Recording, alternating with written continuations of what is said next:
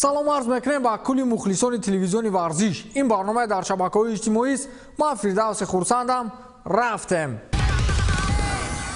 حمله‌ور ویلسی ریال مادرید گارت بیل تابستان دسته را ترک خواهد کرد. بنا به اطلاع روزنامه دیلی میل با وجود آنکه قرارداد او تا تابستان سال 2022 اعتبار دارد، بازیگر را به طور رایگان رها میکنند. سرمربی ریال مادرید زینedین زیدان نهایت اطمینان داد که او در دسته برای بیل جای ندارد و از رهبریت خواهش نموده است که از بازیگر خلاص شود. اینچنین مادریدیان نمیخواهند سالانه به بیل 17 میلیون یورو مبلغ دهند. علاوه بر این پس از برآمدن بریتانیا کبیر از اتحاد اروپا در دایره محدودیت‌های لالیگا که نه زیاده از 3 بازیگر غیر اتحاد اروپا به هیئت داخل کرده میشوند، بیل همچون لگیونر دسته میباشد. در موسم جاری چمپیونات اسپانیا که با سبب پیشگیری از کرونا ویروس بازداشت شد، این فوتبالباز در هیئت باشگاه خود 14 بازی گذرانده 2 گل زده است. اتلتیک بیلبائو باشد در این تابستان میخواهد حمله‌ور یوونتوس گانزالو هیگوئین را به پول به دست آورد. چی طور مارکا مینویسد بازی گانزالو با فلسفه باشگاه باسکو درست میآید. چی طور معلوم میشود پدر بزرگ این حمله‌ور هم باسکی بوده است. شهرنامه گانزالو ارژنتینی باشد با یوونتوس تابستان همین سال به اتمام میرسد و احتمالاً سنیور کوهن با این بازیگر تمدید شهرنامه نمیکند. اگر دایر به اتلتیکو از بیلبائو بگوییم، این ارژنتینی نه تنها با فلسفه باشگاهیشان نزدیک است، همچنین میتواند خط حمله دسته را پرقوت نماید. ولی ادوریس در این حالت کجا میشود؟ ادوریس اسپانی انیول 39 سال داشته، کلانتر از ابراهیموویچ است. از این رو خریداری حمله‌ور نو کاری معتدل است. از جانب دیگر مگر این چیز برای خود هیگوئین لازم باشد؟ این نفر هم جوان است، ولی با کل احترام به اتلتیک، هیگوئین میتواند در سطح بلندتر بازی کند. در این کار ما رسیدگی کرده نمیتوانیم. ما را تنها لازم میآید که انتظار شویم که کار چی طور به انجام میرسد.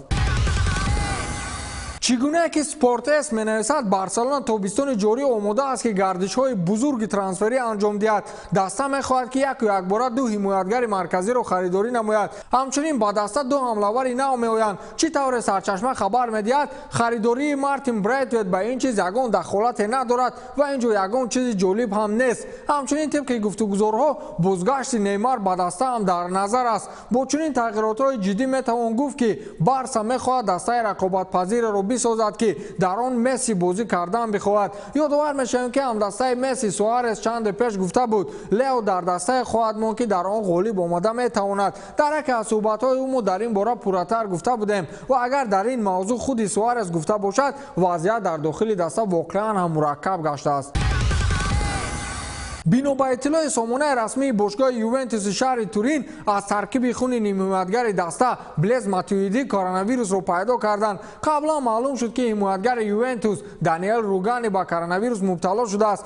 این زمان فوتبالباز منتخب فرانسه در کرانتین قرار دارد. پس از این حالت 121 کارمند یوونتوس از جمله فوتبالبازان و منیجران و دیگر کارمندان تیم به کرانتین خانگی جلب شدند. چمپیونات ایتالیا با سبب خروج کرونا ویروس منع کرده شده است. کووید 19 در چین سال گذشته ثبت شده بود. طبق معلومات آخرین در سراسر جهان بیش از 7000 نفر از این ویروس فوتیدند. حالا ایتالیا مرکز اپیدمی سر زدن کرونا ویروس در اروپا است.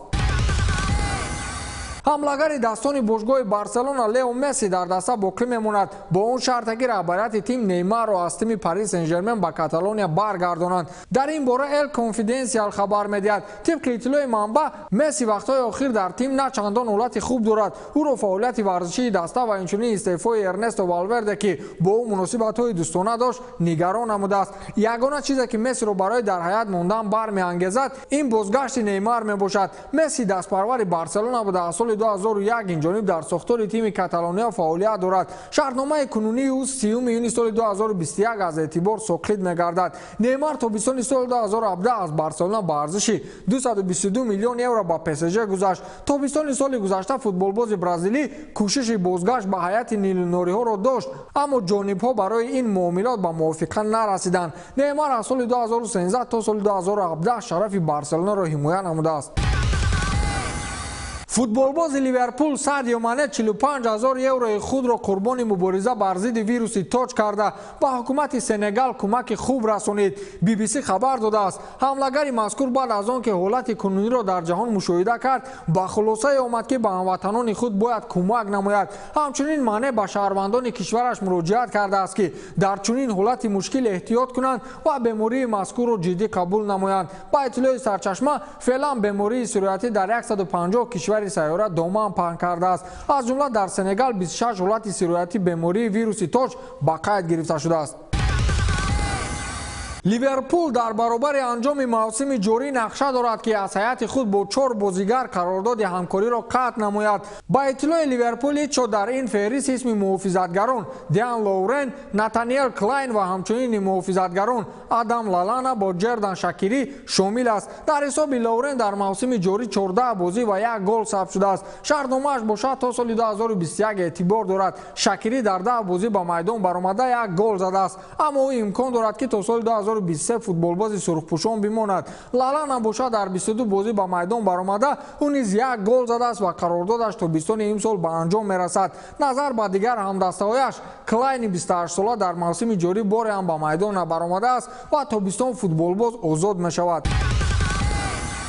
иттиҳоди ассотсиатсияи футболи аврупо ё худ УЕФА ба ташкили як ҷаласаи ғайрирасмӣ қарор баровард ки бар асари хуруҷи бемории коронавирус даври ниҳоии чемпионати аврупо ки мебоист дар соли 2020 баргузор мешуд ба соли оянда яъне соли 2021 гузаронида шавад. расман чемпионати аврупо ба тобистони соли 2021 гузаронида шуд. УЕФА баъди он ба ин хулосае омад ки чемпионатҳои кишварҳо ба таъхир афтоданду то вақти баргузории Евро 2020 ба анҷом намерасанд. рақобатҳо аз 11 июн то 11 июли соли ҷорӣ доир мешаванд. дар ин бора сомонаи расмии УЕФА хабар додааст. қаблан қарор буд ки Евро 2020 аз 12 июн то 12 июл дар 12 кишвари аврупоӣ доир мешаванд.